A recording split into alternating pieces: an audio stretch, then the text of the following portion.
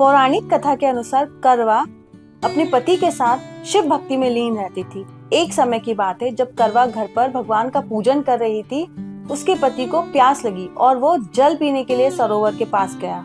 वहां एक मगरमच्छ ने उसके पति का पैर जकड़ लिया। करवा का पति घबराया और उसने आवाज लगाई अपनी पत्नी को, करवा करवा ऐसे करके उसने पत्नी को आवाज लगाई। करवा को उसके पति की आवाज सुनाई दी।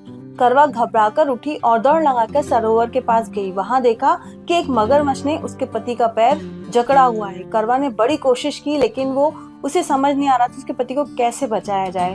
तब करवा ने सरोवर किनारे जो घास लगी हुई थी उससे मगरमच्छ को बांध दिया। जब यमदूत करवा के पति को लेने आए तब करवा ने बोला कि आप इस मगरमच्छ को दंड दीजिए और मेरे पति को दीर्घायु दीजिए, क्योंकि इसने ही मेरे पति को पकड़ के रखा है, मेरे पति का कोई दोष नहीं है। लेकिन यमदूत नहीं माने। उन्होंने बोला कि इस मगरमच्छ को तो अभी जीवन काल है, हम इसको नहीं ले जा सकते, तुम्हारे पति को ही लेकर जाएंगे। तब क्रोधवश करवा ने यमदूतों से बोला, यदि आप मेरे पति को लेकर चले गए तो मैं अपने तपोबल से आपको नष्ट कर दूंगी। उसके ये वचन सुनकर यमराज चौंक गए और सोचने लगे क्या किया जाए, ये तो बड़ी पतिव्रता है। तब यमराज ने उस मगरमच्छ को यमलोक भेजा और करवा के पति को चिरायु होने का वरदान दिया। तब यमराज ने बड़े प्रसन्न होकर करवा से कहा, करवा मैं तुम्हारे पतिव्रता धर्म से बड़ा खुश हूँ।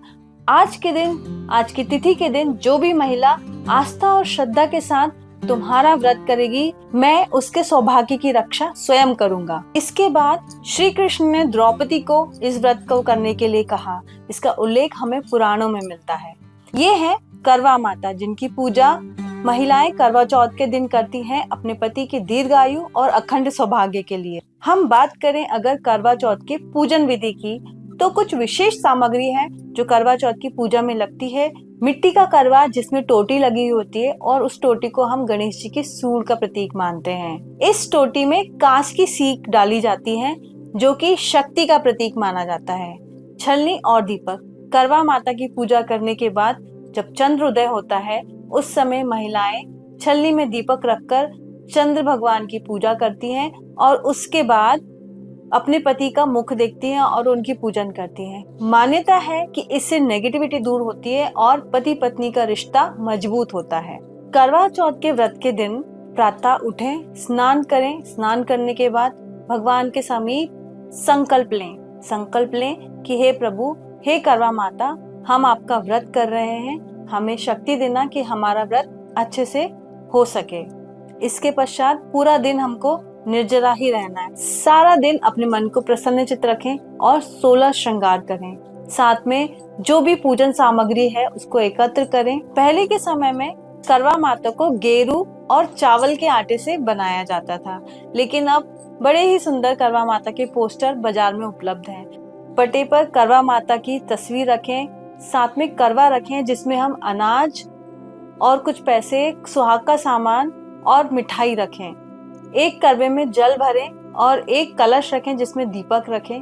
गौरी गणेश और चित्रित करवा की विधि विधान से पूजा करें और अपने पति की दीर्घायु की कामना करें। माता की पूजन करने के पश्चात करवे पर 13 बिंदी रखें और 13 गेहूं के दाने लेकर कथा कहें एवं सुने, जिससे आपका व्रत पूर्ण हो।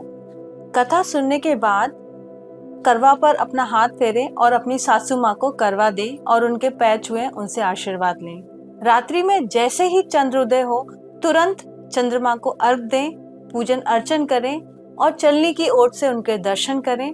दर्शन करने के पश्चात तुरंत अपने पति के दर्शन करें। चलनी की ओट से ही उनको तिलक लगाएं, कुछ मीठा खिलाएं, उनसे आशीर्वाद लें।